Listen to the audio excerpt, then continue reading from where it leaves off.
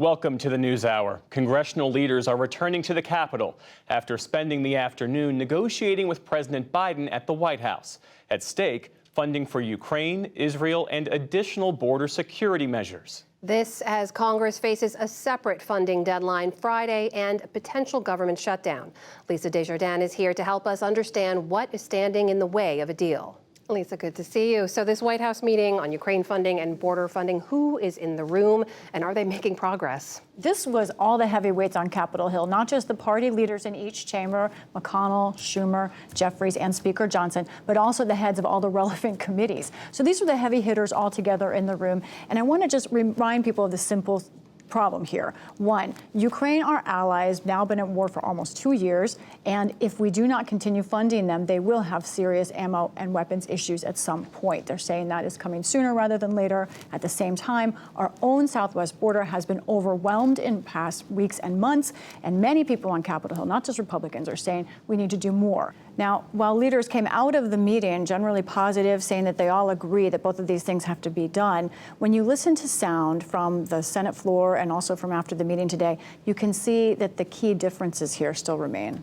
At stake is the security of our country, the survival of our friends in Ukraine, the safety of our friends in Israel, and nothing less than the future of Western democracy. We understand that all these things are important, but we must insist that the border be the top priority. I think we have some consensus around that table. Everyone understands the urgency of that, and we're going to continue to press for it. The problem is what House Republicans, including right now Speaker Johnson, want to do with the border is different than what's going on in the Senate. However, those Senate talks, we've been looking at them day after day after day over border security, still continue. I talked to one of the senators involved today, Chris Murphy. He said they're almost there. They're getting closer and closer, but he acknowledges this continues to happen. Senator Schumer says he thinks that they have a good chance of getting a deal next week, perhaps on the Senate floor. But by that, he said, that's greater than 50% chance. So we're not sure. In the meantime, we are now just 2 days away from a potential partial government shutdown. Where do things stand on that? Always cautious with these things, but right now the temperatures in the House and Senate are warm toward this deal that is emerging for short-term spending that would kick funding basically into March. We'll have to watch and see the voting, but I think the Senate could move as soon as perhaps tonight or tomorrow even on these deals. Now, since things are going okay, I want to reflect on how we got here. We don't always just look at what the problem is in the Capitol. They are trying to pass 12 different appropriations bills. So what happened is the Senate has been passing bipartisan bills, 12 of them out of committee, which really was quite an achievement. The House, however, their committee bills were partisan, nearly only Republicans on those bills. They only managed to pass 10 out of committee. Couldn't even get all of them done there. Now, both chambers had problems getting all of those bills out of the chambers altogether. The result is that we have not had any spending bills pass Congress this year. Now, this has happened for many, many years, but I think we just assume that they can't get it done.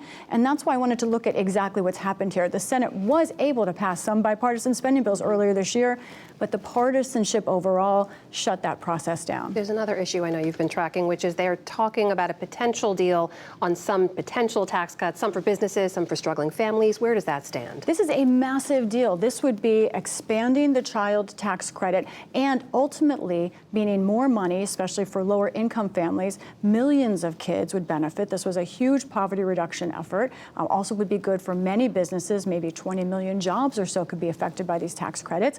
Now, there were two prime negotiators on this, the Ways and Means Chairman, Jason Smith on the House side, Republican, and Ron Wyden of the Finance Committee in the Senate, been working on this for months.